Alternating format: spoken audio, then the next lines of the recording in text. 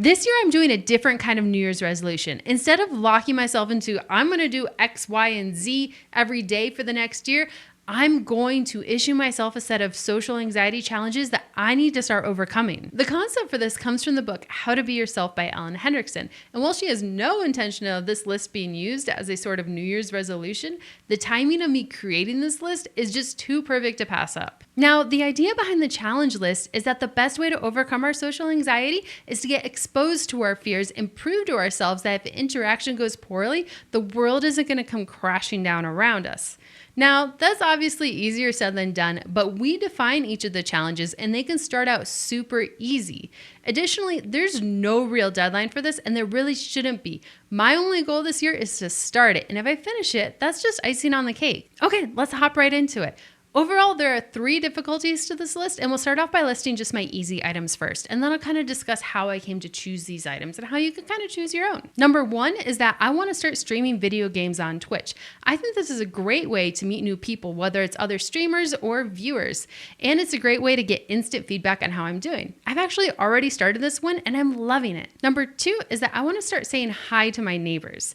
There's a lot of people who are super friendly in this neighborhood, and it's kind of weird to me that everyone says hi to everyone. I've been in areas where no one says anything to each other. So I would like to engage with that and stop feeling awkward about it and maybe even initiate it sometimes. Number 3 is that I want to start engaging with people at the gym.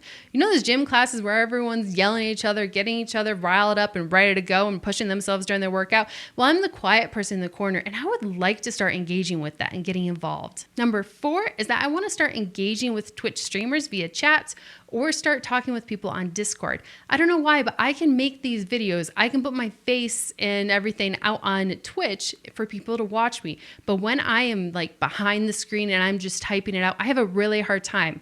And I think it's because during video, you can see gestures, you can kind of understand my intent. However, when I'm writing stuff out, it's very open for misinterpretation. And that makes me really nervous and uncomfortable. So that's it for the easy items, but how did I come to choose these and how can you choose your own? Well, I really relied on 2 guidelines provided by the book, How to Be Yourself. Using these guidelines, I was able to choose challenges for any of the difficulties, so it's kind of universally useful for creating your list. The first guideline is to be specific with our goals. Don't just say, be super funny at X event or make a good impression.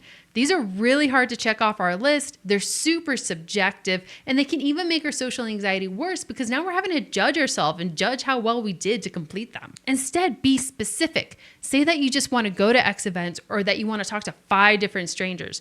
The goal isn't to perform well, it's to get exposure and show ourselves that regardless of the challenge going well or not, the world doesn't collapse around us just because we did the thing. Secondly, ask the question, what would I be doing if I didn't have social anxiety?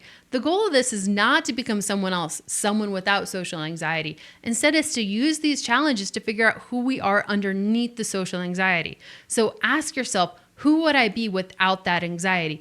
What would I be doing if I were fearless? Well, these guidelines really help me, but the book does provide some additional examples if that really helps you out, such as initiate introductions or tell a story to a group of people you don't know.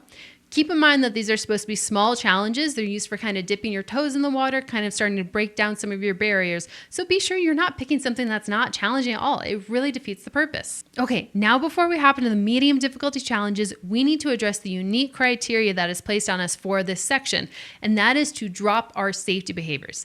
These are behaviors that we do in order to conceal our flaws. They make us feel a lot more secure, but in reality, they're inhibiting us and they're making us present ourselves poorly. We can come off as aloof, distant, or even downright rude. The book even mentions a great scientific study about how dropping our safety behaviors can significantly improve how people view a person.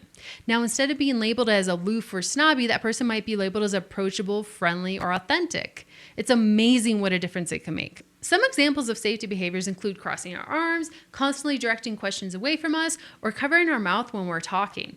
I know for myself, my safety behaviors are being quiet or constantly rehearsing in my head what I'm going to say while the other person is talking. In my mind, this is making me really focus on the other person, but in reality, it's making me seem aloof and distant and distracted. And in truth, really what it's doing for me is that it's making it really hard for me to keep up with the conversation because I'm so distracted by my thoughts. By dropping these, I'll be more present and connect with the other person, and hopefully they'll really be able to tell that. It can take a lot of experimentation and awareness to help you identify your own safety behaviors. I did find it useful to actually Google a list to kind of see if any of them kind of applied to me, and I was able to pick out a few of them. But when I was creating my next set of challenges, I really kept these in mind. So let's go ahead and go through what my next set of medium challenges were. Okay, picking up the numbering from where I left off earlier, we're on to number 5, which is to stream a just chatting stream. So this is a stream without any video game or any other distraction. It'll really make me focus on just talking with chat. And that is something I struggle with now in my streams.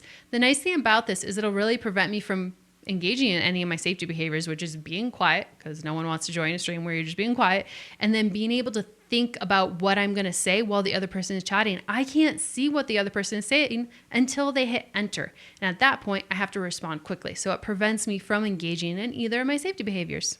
Number 6 is to stream some multiplayer games. So I'll be engaging with chat and with live people. And that's really exciting to me, but also nerve-wracking. Number 7 is to go to 3 board game nights. I absolutely love board games. My husband doesn't. So this will allow me to actually play them while meeting new people. Number 8 is to join a hiking group and meet with them regularly. I've done this a little bit sporadically in the past, but I would like to be a lot more consistent with it. Number 9 is to invite an acquaintance out to do something with me where it's just the two of us, and do this repeatedly. This is how we make friends. This is how we progress to the next level, and I suck at this. These medium level challenges are really designed to help me make friends and start building that community I've always wanted. Hopefully they'll help prepare me for the hard set of challenges coming up next. Okay, so for those hard set of challenges, there's really no intense criteria except that we need to find our most extreme answers to the question, what would I be doing if I didn't have social anxiety? Find those things that scare you, those things that are really holding you back, and tackle them head on. So on to the hard set of challenges. I am running out of fingers. I can do this last one though, which is number 10, and that is to go to the gym and work out in the strength section when it is busy. Now that seems very minimal compared to everything else I've just listed. However, it is absolutely terrifying. My husband is an extrovert. He even refuses to go into that section because it is absolutely packed to the brim. I don't know how to work in with people. I don't know if someone wants my bench. What do? I always feel pressure to move on quickly. So this one is a hard challenge. Okay, number 11 is just to host a party at my house. Probably in the backyard because my house is pretty tiny. Okay, number 12 is to organize a group event. And if I want to make it super difficult for myself, I can't let that event be a hike, because that would kind of be a cop-out because I'm doing all these group hikes. So gotta try and challenge myself with that. I'm probably gonna regret saying this though. So that's it for my challenges. I hope you join me with your own list. Keep in mind, this is not just a New Year's thing. I just happened to finish reading the book at end of 2025. So I kind of figured it'd be a great time to start while people are looking for different ways to improve themselves. Just start whenever you are ready to start working through your own social anxiety. Okay, please drop some items from your own challenge list below in the comments, or just add your New Year's resolutions or any other challenges you would like. I like to hear what people are doing to challenge and improve themselves. And please keep tuned to this channel if you are interested in seeing how I progress through my own challenge list. Thank you for joining me here on Socially Sprouting. Bye!